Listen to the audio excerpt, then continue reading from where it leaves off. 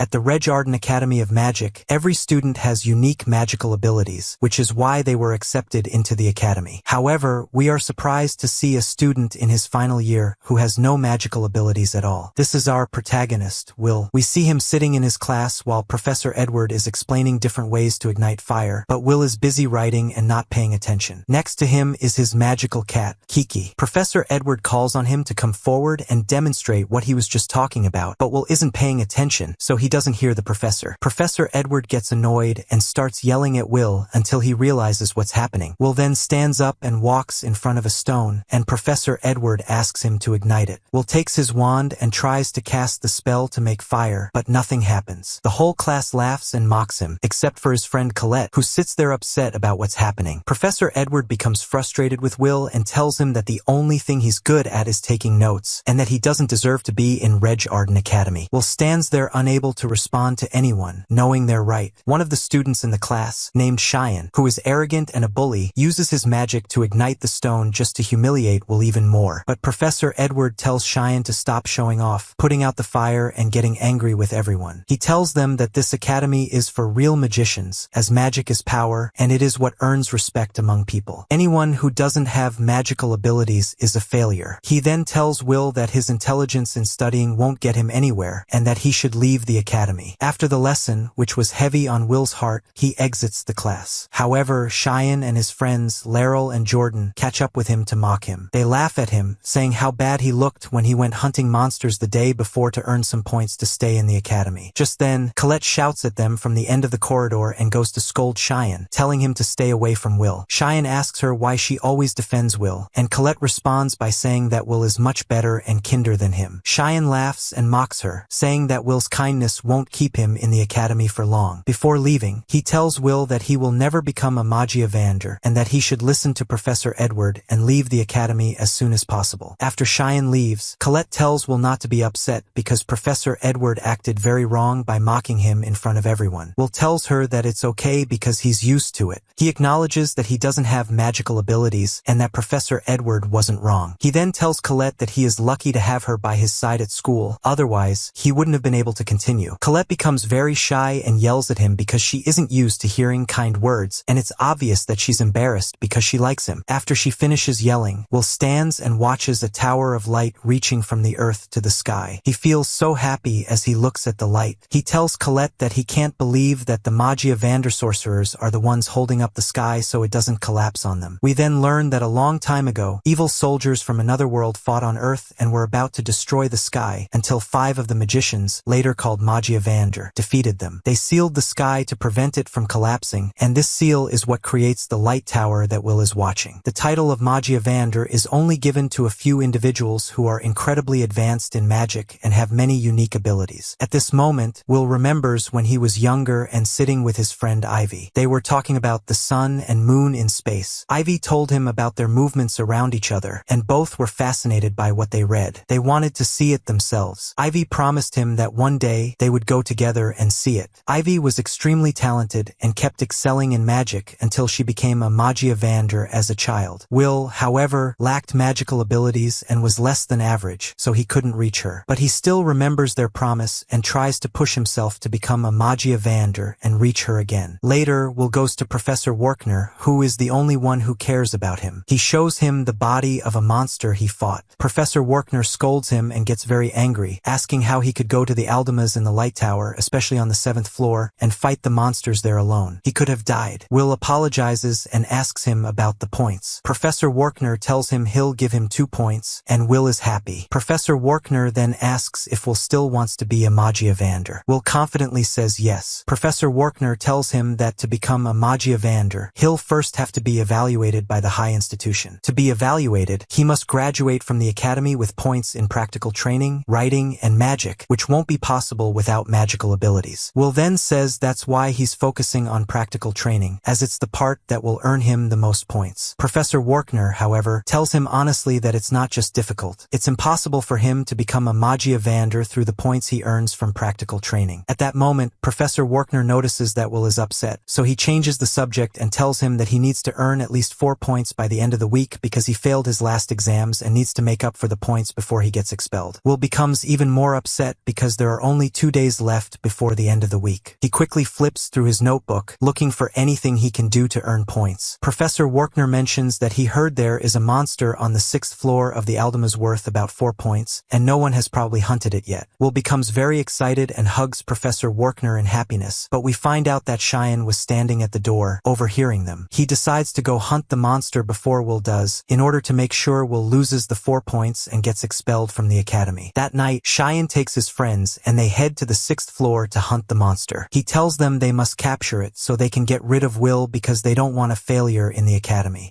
His friends ask him if it's safe for the 3 of them to go alone and fight a high-level monster. Because Cheyenne is arrogant and wants to show off his strength, he brushes off their concerns. Meanwhile, Will also arrives at the 6th floor, but he's in a different spot from Cheyenne. He tells Kiki that he's happy because he fought this monster before and knows all its weak points. Suddenly, a huge monster with red eyes attacks Cheyenne and his friends from behind, which is completely different from what they expected. They are all terrified and scream. Will hears them and is surprised to find that someone else is on the floor and being attacked. He runs quickly to save them before anything happens, but when he arrives, he finds Cheyenne on the ground, trying to fight the monster but terrified and unable to do anything. The monster in front of them is not the one they expected. It's a completely different one, much stronger and worth 10 points. Will notices that Cheyenne's magic isn't affecting the monster at all and wonders how the monster even made it to this floor when it doesn't belong there. Will starts thinking about what to do and whether or not he should help Cheyenne. He recalls everything Cheyenne has done to him since childhood and all the bullying he faced because of him. He's about to leave Cheyenne to die and end it all, but he can't bring himself to do it. He charges at the monster, but instead of using his wand like everyone else, he grabs a sword and fights it. We see that Will actually has extremely strong and unique combat skills. Meanwhile, Professor Edward goes to Professor Workner and tells him that Cheyenne and his friends ran off to the Aldemas alone. Professor Workner is shocked and immediately uses his magical crystal. Through the crystal on Kiki's head, they are able to watch Will. They see Cheyenne there as well. Professor Edward stands in shock at what he's seeing, as he's used to seeing a magician, but now he's seeing a warrior with extraordinary abilities. Professor Workner tells him that Will is different from all of them because no magician has the combat abilities that Will possesses. A single strike from Will's sword is like lightning striking anyone in its path. While they are talking, Will defeats the monster, leaving both Professor Edward and Cheyenne in shock. But Professor Edward becomes very angry and says to Workner, "How did the sword manage to overpower magic?" He storms off, upset. Meanwhile, Will returns the next day with the monster's corpse, placing it in front of Professor Workner and earning his 10 points. Then we go back 5 years, and we see young Will at the academy, being bullied by everyone because he has no magical abilities. The students gossip, saying that he was probably admitted to the academy because of Ivy, and now that she's a Magia Vander, they'll likely expel him. This deeply upsets Will, and we see that Professor Workner took him at that time and was taking him to the academy director to ask if Will would be expelled or allowed to stay. Director Calden looks at him for a moment and then hands him a sword, casting a spell around him and placing several shields on him. Will quickly takes the sword and destroys all the shields around him with incredible speed, so much so that even Professor Workner falls to the ground in shock. The director laughs and tells Professor Workner that they'll let Will stay at the academy. Professor Workner is stunned and asks how, since Will has no magical abilities. Director Calden replies that it's very interesting to find a sword capable of replacing a magic wand, and they must keep Will. Will asks her if, by staying in the academy and working hard, he can reach Ivy and become a Magia Vander. The director tells him yes, he can. Will is thrilled and leaves. We return to the present, and after Will leaves Professor Workner's office, they both head to class for their next lesson. Professor Workner stands in front of the class and explains that in order to become a Magia Vander, they must reach the Tower of Light and pass through the High Institution. There are 2 ways to do this. The first way is to invent a new type of magic, and the second way is to earn no less than 7,200 points. He tells them that very few people can invent a new type of magic, so most will have to become Magia Vander by earning a lot of points. That's why he offers additional lessons after the academy to help them earn more points. After the lesson ends, Will is upset and tells Colette that he's nearly finished with all the points he could earn from Professor Workner and doesn't know how else to earn points. Besides, Professor Workner is the only one who offers supplementary lessons lessons to help them earn extra points. At that time, Cheyenne's friends gather in the school and sit Cheyenne in the middle. They talk about what happened with the monster yesterday, and they believe Cheyenne was the one who defeated it because when they woke up after passing out from shock, all they saw was the dead monster and Cheyenne beside it. They are completely impressed by him and tell the whole school about it. Meanwhile, Cheyenne sits silently, remembering what happened, shocked that it was Will who hunted the monster. As soon as Will and Colette pass by him, Cheyenne quickly grabs Will by the clothes, furious, and demands to know how he did it. Colette, as usual, steps in between them and prevents Cheyenne from doing anything to Will. Cheyenne storms off angry. Colette asks Will if something happened between him and Cheyenne recently. Will says something did happen, but it's not that important. Meanwhile, Professor Edward goes to Director Calden, visibly furious, and tells her that they must expel Will from the school. Director Calden asks him why and points out that Will is in his final year at the academy. Why does he want him expelled now, just when he's about to graduate? Professor Edward says it's unacceptable for someone to surpass magic without even using it, like Will does. Director Calden pulls up a record of the academy students and tells him that Will excels at almost everything except magic. He could be very useful to them after graduation and could even become a scientist, not necessarily a Magiavander. Professor Edward, frustrated, says that Will doesn't want that and insists on becoming a Magiavander. Director Calden agrees that's the problem, but to ease his frustration, she says he can test Will however he wants. If Will passes, he'll stay at the academy. If he fails, he'll be expelled immediately. Professor Edward agrees eagerly, and Director Calden tells him that she'll leave the test typed to him to do as he pleases. Will then goes with Colette to gather his things. Colette helps Will open a door that only opens with a magical incantation. She notices that Will's sword is among his things. They then head to the study hall and Will begins reviewing again. Colette tells him he's studied this before, but Will says he must work harder because he can't afford to lose any points, especially since he really enjoys the lesson he's studying. He tells her that the dwarf battle they're studying reminds him of himself. He explains that a long time ago, dwarfs were subjected to violence and hard labor, so they decided to unite and fight back to end the oppression. Despite having no magical abilities, they didn't give up and stood against everyone. After he finishes studying, Colette notices that Will's hair has turned white from exhaustion. She jokes with him, trying to cheer him up, when suddenly Professor Edward enters, looking very serious, and tells Will to come to the spell room immediately. They both arrive at the room, and Professor Edward tells Will that he will give him a special lesson to earn points. Will is very surprised because he doesn't understand why Professor Edward would give him a one-on-one lesson. Professor Edward tells him that his task is to land just one blow on him. If he succeeds, he will earn 5 points. If he fails, he will be expelled from the academy. Will panics when he hears the word expelled. Meanwhile, Director Calden tells Professor Warkner that she asked Professor Edward to test Will himself, and they are watching the events unfold from her office. She tells Warkner, who is worried about Will, that just as he supports Will, they must also respect Professor Edward's concerns. That's why she asked him to test Will personally to see if he can become a Magiavander in the future. Professor Warkner says that this is a very difficult and cruel thing to do because Professor Edward is the closest to being a Magiavander. Although he failed, he managed to climb the tower's peak, and he's very close to succeeding and becoming one of them. Meanwhile, Will and Professor Edward begin the test. Professor Edward casts spells on Will and around him. Will notices that the spells have a weak effect, but Professor Edward is casting them with great force, and he's unable to break through his defenses, which have no gaps. Will keeps falling, and eventually he gets injured and bleeds heavily. Professor Edward tells Will that he is only using 2 types of magic, one to create a shield around him, and the other to attack him. He gathers about 10,000 spells to use on Will. At that moment, Will realizes just how powerful Professor Edward is, and he knows that he will never be able to break through his defenses or even touch him. He wishes he had his sword with him so that he could end the test quickly. Then, Kiki, his cat, runs out of the room quickly and heads to where Will has left his sword and belongings. Colette is there as well, placing her book and belongings down, very worried about Will, who is taking the lesson alone with Professor Edward. She fears that Professor Edward is now torturing him and beating him with a whip. However, Kiki enters, bleeding, and points to Will's cabinet. As soon as Colette sees that Kiki is injured, she understands something has happened to Will. She quickly opens the cabinet, grabs the sword, and heads to the room. Meanwhile, Professor Edward approaches Will, who is lying on the ground. He tells Will that in order to dream of becoming a Magiavander, he must defeat one of them. He places his foot on Will's head and tells him that during the Battle of the Dwarfs, there were about 10,000 warriors, but only one magician defeated them all with his magic wand, killing all 10,000 warriors. That's why it's impossible potential for a sword to ever defeat a magic wand. He tells Will to give up on his ambitions. Will pushes his foot off his head and stands up, telling him that he will never give up on his desire to become a Magiavander. Professor Edward asks him what motivates him so strongly, without a hint of despair. Will tells him that he wants to be with the one he loves, fulfill his promise, and watch the sunset with Ivy. Professor Edward becomes very angry, seeing Will's reason as trivial. At that moment, Colette arrives and throws Will his sword. From that moment, everything changes. As soon as Will grabs his sword, he is able to block the first spell cast by Professor Edward. The professor is surprised that the sword was able to reflect a spell, which makes him increase his magic power. Will becomes very nervous and anxious, fearing he will fail and be expelled from the academy, as he feels like this is a real test now, a challenge against himself. He runs towards Professor Edward with incredible speed, blocking every spell of the thousands thrown at him. He leaps on top of Professor Edward, breaks his barrier, and finally lands a small scratch on his face. With that, Will succeeds in the test and manages to strike Professor Edward. The professor doesn't comment on the victory. All he says is that he will give Will the 5 points and walks away. At that moment, Will collapses to the ground from exhaustion. Director Calden and Professor Warkner are both very proud of him for managing to defeat Professor Edward and for being so clever in every step he took. At that moment, Will recalls 5 years ago when he said goodbye to Ivy as she was leaving the academy to go to the Tower of Light. She handed him the glasses he wears when fighting and told him he was brave. She then walked away, and Will promised her that he would do whatever it took to join the Magiavander and that they would go together to watch the sunset from the tower and fulfill their promise to each other. Ivy was deeply moved by his words but tried not to show it. She turned back and told him that they would definitely meet again someday, and then she left. Will sat there, crying, and Professor Warkner stood by, feeling deeply for him. Will told him that this would be the last time he cried, and he would do everything he could to catch up with Ivy. A few days after the test, Will is working for the school, delivering newspapers in his neighborhood, working hard even in his personal life. He meets a dwarf named Donan, who greets him and tells him they'll meet at the restaurant after his work. Will agrees and quickly heads out to deliver the newspapers. However,